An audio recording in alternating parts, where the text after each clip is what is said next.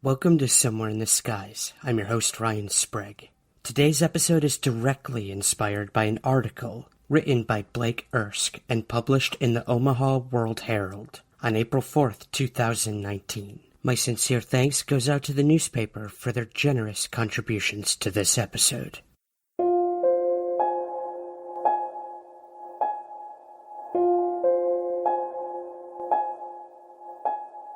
The young patrolman took a drag from his cigarette, trying in vain to steady his nerves. Sitting in the small police station, mostly empty in the early morning, 22-year-old Herbert Schirmer felt feverish and disoriented. As he later recounted, his body felt completely drained. His head buzzed and his thoughts raced. Did this really happen to me? He asked himself. As an officer with the Ashland Police Department, Schirmer said that he had been trained to take notes of incidents in his log, whatever they might be. So there, in the early morning quiet, he grabbed a pen and scrawled a short message in his notebook summarizing the night's bizarre events. At 2:30 a.m., December 3rd, 1967, I saw a UFO at the junction of USA Highway 6 and Nebraska Highway 63. Believe it or not.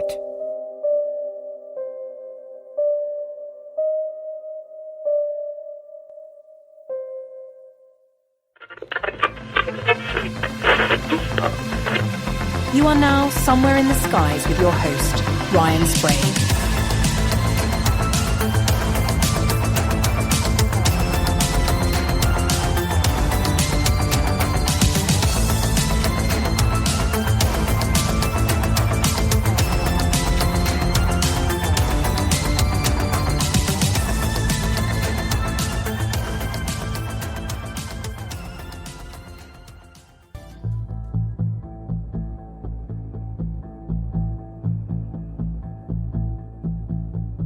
Herbert Schirmer's gripping story of an alleged alien encounter would ignite a firestorm of news coverage, and he would become a legend among UFO enthusiasts. His tale of a spacecraft and its inhabitants soon becoming ingrained in American folklore for decades to come. Schirmer gave a rare presentation of his experience, recounting in detail what happened that night. The following audio clips throughout this episode are directly from that presentation. Schirmer begins by giving us some detail about himself, setting us up for the amazing story we're about to hear. I was born in Missouri, and I was brought up as a service brat. My father was a career man in the Air Force. I went to school in Japan, Germany, France, and Hawaii. I jumped around quite a bit, so I didn't get much of an education when I was young, but I did finish it all later. When I was 17 years old, I went into the military service, United States Navy, and my first duty station was in Jacksonville, Florida. And then from there, I went over to the Far West Command, and I helped serve our flag and fight for it in Vietnam, even though I felt it was an immoral act of a war. Then, coming out of the service, I went back to Missouri and spent a couple of months there. And I went home to Nebraska, where my folks were.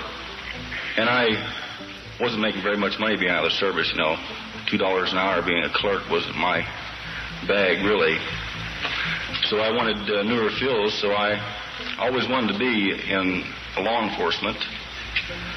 So I talked to my father about going into law enforcement, and he decided that the State Patrol in Nebraska would be a good idea. So we filled out the forms and everything, and I had to go to the Ashland, Nebraska, to the police department to get a police check. So I walked in, and 5 minutes later, I was a policeman. They hired me there. Schirmer became an officer for the Ashland Police Department. On December 3rd, 1967, at approximately 2:30 a.m., after checking on 2 gas stations in the area, Schirmer was driving his police cruiser along USA Highway 6 toward Nebraska. As he continued down the road, he noticed something hovering partly above the highway. At first glance, He thought maybe it could have been a truck broken down on the side of the road.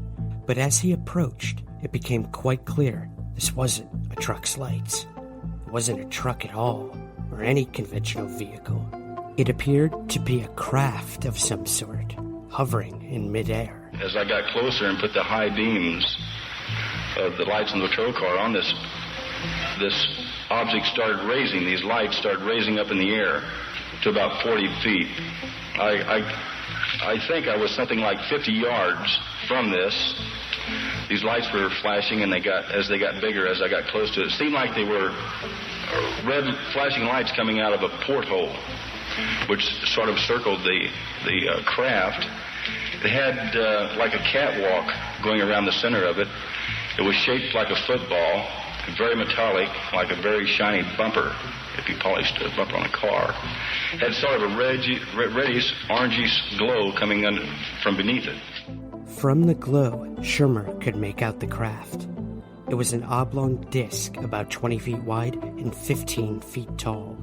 It began to emit a loud beep, which became faster, louder, and shriller. Suddenly, the spacecraft shot an orange-red beam toward the ground and quickly vanished. Schirmer's initial account of the encounter ends here, with the officer approaching the craft only to see it rise and disappear. But, having experienced missing time during the event, Schirmer would eventually go under hypnotic regression. In doing so, he told a much longer story. He had not just seen the spacecraft, he had met with the beings inside of it. Then there was this white flash that came on to me in the patrol car. It felt as if we were being pulled. And then it was being pulled. We were being pulled up the side of this bank to the left of the road and up toward this field, the car and I felt nothing. At first I felt kind of stunned and shocked, and then I felt sort of tingly. And as the car and I moved up the bank to the top of this field, this object landed, and some legs came out, and it sat down. I was just sitting there really motionless. I couldn't move. This hatch came open, and this light came out of the hatch, and this form came down and looked the form of a human being. And this form started walking toward the patrol car with an object in both its hands. Appeared to be hands. And he was walking straight toward the patrol car. As he was doing this, another form came out and started walking toward the patrol car also. As this being walked up to the front of the patrol car with this object in his hand, which looked sort of a squarish oval type. It looked like it had a lens in front of it. And the only thing I could think was, oh my God, what's going to happen now? And this green light came out all over the car, and then sort of like went back in again. And I felt a sensation then, and then I felt nothing, like I was just there and that was it. And this other being started walking up toward the car. I was sitting straight, looking straight. I couldn't even move my head. And he walked up to the car, and the window was about 3/4 of the way rolled down, and he had an object in his hand, a silver object that looked like a big pencil with a round ball on the end of it. And he pressed this against the side of my neck, which I felt some pain from, and said, ouch. Then he stepped back, and I sort of sat there, and he opened up the car door, and I sort of raised up out of the patrol car, and I was looking at him, and he was looking at me, and he said, are you the watchman of this town? And my response was, yes, sir. He said, come with me, watchman. The being then took him aboard for a tour of the spacecraft, which was filled with lights, switches, cables, and other instruments. At times, the being appeared to communicate with him telepathically, with words Schirmer didn't understand. The being explained the spacecraft had come to Ashland to harvest electricity. Schirmer would later describe the beings in detail. He would say that they had cat-like eyes and didn't blink. They had gray-white skin and long and thin heads with flat noses and slit-like mouths. They wore silver-gray uniforms, gloves, and helmets, which had a small antenna on the left side of the ear. And at the left breast of each suit, they had the emblem of a winged serpent. Schirmer had the impression that the small antennas were somehow part of their communication process with him. And as this particular being led Schirmer through the craft, it was a grand tour of cosmic proportions. And we walked a complete circle in there, and I said, what is this? And he said, this is how our craft operates. And he said it operates on electrical reversible magnetism. And we walked back over to where I came up in with him, and this glass sheet came down. And we stepped onto this, which I felt. And we moved up into the second level of the craft. And lo and behold, I've never seen anything like it before in my life, with so many different types of instrument panels and computer-type things that you just wouldn't believe it. This cone thing was right in the center of the floor. You could see half of it from on top and half of it from the bottom, but it gave off a red glow that sort of not flashed, but kind of died down and then came back up again. And he says, "Watchman, come with me." And we walked over to a screen that was up on the side, I say, wall, and it was sort of like a TV screen, and he pressed some buttons, and I guess flipped some switches. I wasn't paying too much attention to him. I was looking at the screen, and some stars in the sky appeared on there. And he put his finger up like this, and he said, "This is where we're from, Watchman." And then he put his hand back down. He didn't say where, and he didn't say the name. The purpose that we're here is to get electricity. And there was another being standing a little distance away, and the man turned to him, and they both looked at each other, and he started depressing buttons. And he says, "Watch, Watchman." And there was this antenna on the outside of the spacecraft, which angled toward a power unit, and this bolt went out, a color I've never seen before in my life, and I don't even think I could describe it, went out and came back, and this stayed like this for about 3 minutes, and then it went off. And he turned and looked at me, and I felt as I was getting a very, very, an awful lot of roll of input of words that I couldn't understand. And he reached up and he touched me on the shoulder, and he felt real when he touched me. And I think at that time I did touch him, and he felt real to me. And he says, "Watchman, come with me." We walked back over to the exit, I'll say, where we came up, and the glass sheet came down again, and we went up into the third part of the craft, which was the observation deck, he said. As we stepped off, he said, "Watchman, come with me." And we walked over, and we were standing there looking out of a big plate glass window type thing. And there was a control panel right in front of it, and there were 2 chairs that looked like dentist chairs. You know, I've read the dentist chair, but really a superstructure of a chair. Better than a dentist chair. We looked out the window, and I could see this one being walking back and forth by where my patrol car was. And I think I said, "Wow." He turned to me and he said something I don't understand. And he said some more things that I didn't understand or couldn't make out. And I still don't. And then he pointed his hand toward the plate glass window, as I say, refer to the stars out there. And he says to me, "Watchman, one day you yourself will see the universe as I have." And he reached up and he touched me on the shoulder. And he says, "Come with me, Watchman." And then he stopped and he said, "Watchman." And I turned around like this to look at him. And it felt like I was getting more input of something that I couldn't understand. Then he says, "Watchman, come with me." We walked over, and we went down all the way out of the craft. As we got outside, this other being started walking back toward the spacecraft and boarded it as we were walking toward my patrol car. And we stopped right by the patrol car, and I turned to look at him, and he was looking at me. And then again, it felt like I was receiving input of words of some kind that I couldn't understand. He sort of lifted his hand, and then he turned and walked back to the spacecraft, floated up inside.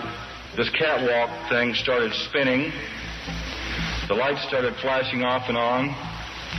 This red orangish glow came out from beneath it. It started lifting up in the air, and I guess it got about 100 feet high and just shot straight out of sight.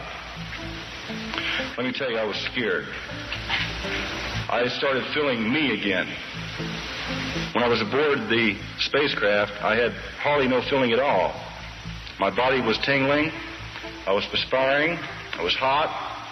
I felt nauseated. I got back into the patrol car.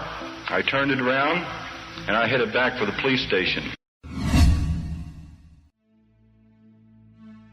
Greetings, everyone. Ryan Sprague here, host of Somewhere in the Skies.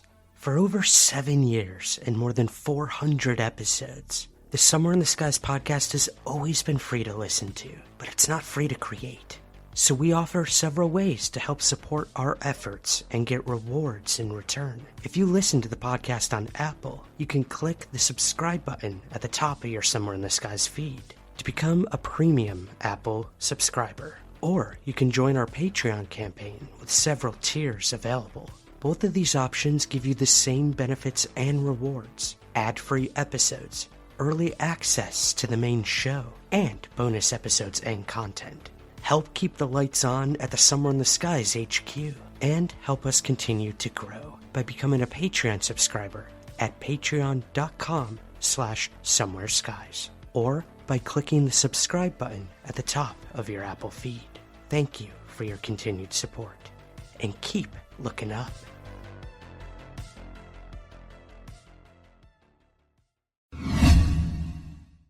Schirmer drove back to the station, visibly shaken. He went into the station, looked at the clock on the wall, and noticed it was 3:01 a.m. He immediately went to the bathroom to guzzle down a hefty amount of water. He was very hot and felt dehydrated. After that, he came back out to his desk, not quite sure what to do next. I sat there at the table, and I lit a cigarette, and I said, "Wow, what the hell happened? Something happened to me. Did I really see a flying saucer? Did this really happen to me?"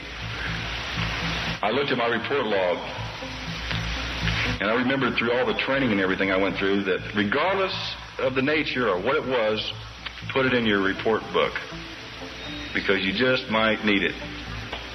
So I looked at my report book, and I got my pen out, and I wrote, "At 2:30 a.m., December 3rd, 1967, I saw a UFO at junction 6 and 63, believe it or not." After logging the incident to the best of his knowledge, another officer entered the office around 6:30 a.m. that morning. He could tell Schirmer was distracted and looked shaken. He asked Schirmer what had happened to him, but not remembering the entire event at this point, all he told the officer was that he'd seen a flying saucer. The response he got back was a little unexpected. The fellow officer says, "I believe you, Herb." He says, "I don't think you should tell anybody, Herb, because I don't think anybody's going to believe you. Matter of fact, you're going to lose your job if you tell the people." But I said, "Paul, it's the truth." He said, "Well, a lot of people won't even accept the truth." I said, "Well, I'll wait for the chief." He says, "No, I'll go on home." So I went home, and I really felt like everything was drained completely out of my body, and I laid down on the couch. And as I laid there, I started getting a buzzing feeling in my head. And I felt like I had pressure on my body. I couldn't move my arms. I couldn't, how you try to open up your mouth and you can't say help? I was trying to say help, you know. And then I went off to sleep and the phone rang and it was the chief. And the chief says, get your butt down to the station right now. What is this? You mean you've seen a UFO? I said, I don't feel good, I'm sick, and I'm not coming down to the police station. He said, I'll be right over. So the next thing, the TV came in, press came in, you know, newspapers, radio stations, and telephone calls started coming in. The story had now made its way across the nation, the local Omaha World Herald being one of the very first to cover the story. The original article by the Herald attracted the attention of many readers, but it also attracted the attention of the U.S. Air Force and the government. And soon, they wanted to investigate. The United States Air Force Condon Committee, Blue Book Project, or however you want to say it, investigating team came down to Ashland, Nebraska to investigate me. A gentleman by the name of John Ahrens, who is a friend of mine, and a gentleman by the name of Roy Craig, who was a physicist. John Ahrens, he'd probably hit me, but he was a shrink. A psychiatrist. Him and I had long discussions, and he told me to tell my story over and over and over and over, and I told it over and over and over and over. And then they found a 25-minute time lapse in my log. And John says, Herb, what happened to you between 2:30 a.m., December 3rd, 1967, and 3 a.m.? And I looked at him, and I couldn't say anything because I didn't remember. So he says, you got to come to Boulder. I said, okay. So they took me up to Boulder, and I met a UFO team there of a lot of people who run a lot of tests on me, and a hypnotist by the name of Dr. Leo Sprinkler administered time regression hypnosis on me, which found out a small detail that I had been aboard the spacecraft and that I had actually communicated with them. They played the tape back to me and it shocked me. I didn't know what to think. I said, is that really my voice on that tape? You bet it is, boy. I says, my God, what do I do now? The members of Project Blue Book were intrigued but cautious of the story. They would continue to assist in Schirmer being put under rigorous hypnotic regression, his story never changing or swaying. After Schirmer heard the tapes of his hypnotic regression sessions, he didn't know what to do. The missing time had now been filled with a story almost too hard to believe, even for Schirmer. And as this story started to surface, the ridicule back home in Ashland only intensified. Locals weren't letting the officer off easy for spinning this unbelievable tale that was making their town the laughingstock of the entire state. They harassed him aggressively. So while I was up in Boulder, the city got real cute, you know. Matter of fact, the night I left, they went down to our beautiful cemetery there in Ashland, Nebraska, and took this dummy and hung it by the neck in a tree, and put a big star on it, shot a hose through it and painted the hose with red like blood, and put Herb across the star with a cowboy head on it. And they really made it look big because they went down to the mortuary and they got the ambulance out, a code 3 run sirens, red lights, the whole works. Went over there and they very carefully took it down and put it on a stretcher and covered it up and took it back to the morgue.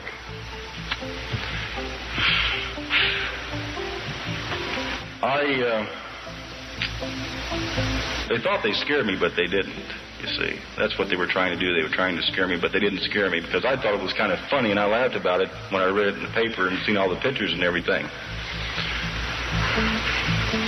But while I was in Boulder, they blew my car up with dynamite. And that really made me mad. I just got through paying for it. The harassment continued, and Schirmer tried to take it in stride, but things only seemed to get worse. His own wife didn't believe the story, and after many long nights of arguments and the unwanted attention put on Schirmer, she left him, and so had many of his friends. Meanwhile, the Condon Committee, an offshoot and response to the work being done by Project Blue Book, gave their conclusions in their official report on Schirmer's case, stating no materials or trace evidence was found at the site of the claimed incident. The area also tested negative for traces of radioactivity. Though the analysis of Dr. Leo Sprinkle and several other hypnotherapists concluded that Schirmer sincerely believed in the events he described, the official conclusion by the Condon Committee investigators finally declared they had no confidence that the officers' reported UFO experience was physically real. The Condon Committee would later apply the same logic to UFO sightings in general, concluding in 1968 that, quote, nothing has come from the study of UFOs in the past 21 years that has added to the scientific knowledge, end quote. Schirmer eventually left Ashland, living for a time in the Pacific Northwest, trying to cope with his experience, the aftermath, and the eventual fallout. He continued to make headlines in Omaha throughout the 70s, when the World Herald noted his appearances in TV specials and books about UFOs.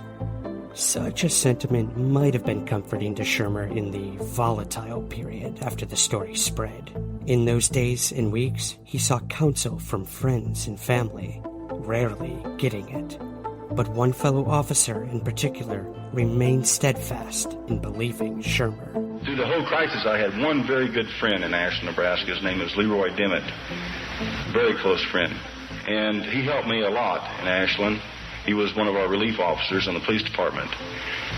And I was really proud to have him as a friend as well. He stuck by. Herbert Schirmer died in 2017. And with him, he took a story so unbelievable yet so genuine in his recounting that we may never really know what happened on that desolate road in Ashland, Nebraska in 1967. The truth remains with Schirmer.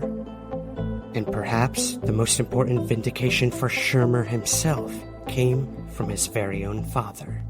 Words that Schirmer would take with him, but also leave with us to keep searching somewhere in the skies. I went to my father and I said, Dad, I know you have 20-something years in the Air Force, but I asked my father point blank, I said, Dad, what do you think of UFOs? My father never said no, and he never said yes. He just said, son, if you're telling the truth, stick with it. And so I stuck with it.